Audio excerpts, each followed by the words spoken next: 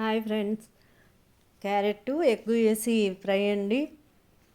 దీనికి ముందుగా కావాల్సినటువంటి ఒక బాండట్లో ఆయిల్ తీసుకొని దానిలో జీలకర్ర వేసి వేయించుకోవాలండి. అది వేగిన తర్వాత ఎర్రగడ్డలు వేసుకోవాలి. ఎర్రగడ్డలు కొంచెం వాడిన తర్వాత ఇలా వాడాలండి. దానిలో తురిమి పెట్టుకున్న క్యారెట్ వేసుకోవాలండి. నేనైతే 2 క్యారెట్లు, 2 ఎగ్స్, ఒక ఎర్రగడ్డ తీసుకున్నానండి. వాటికి సరిపోయేంత పచ్చిమిరపకాయ వేసుకున్నాను.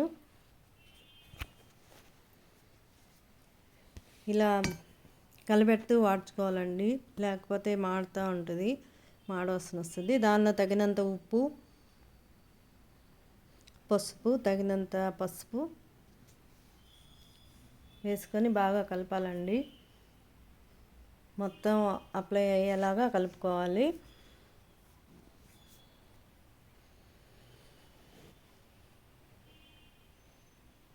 ఇలా వాడిన తర్వాత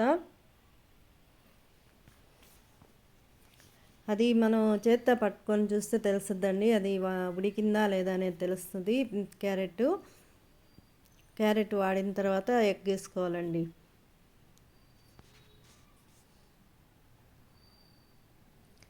ఇలా బాగా షేక్ చేసి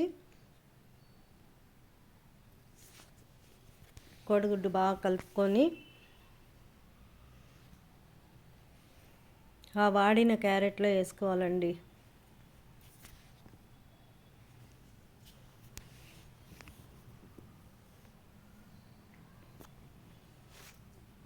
ఇది క్యారెట్లో వేసిన తర్వాత బాగా కలపాలండి. ఫస్ట్ వేసినప్పుడు అది ముద్దగా అట్లా ఉంటుందండి. ఎగ్ వేసినప్పుడు ఎగ్లో ఉప్పు అట్లా అంతా ఏం వేసుకోక్కర్లేదండి. ఆల్రెడీ క్యారెట్లో మనం వేసి ఉంటాం కాబట్టి దీనిలో ఉప్పు వేసుకోవాల్సిన అవసరం లేదు. ఎగ్లో డైరెక్ట్గా అది బాగా కలిపి క్యారెట్లో వేసుకోవడమేనండి. ఇట్లా కలుపుకుంటూ ఉండాలండి. కోడిగుడ్డు బాగా పొరటు అయ్యేలా బాగా కాలేదాకా ఇలా కలుపుకుంటూ ఉండాలండి, లేదంటే మాడుతుంది.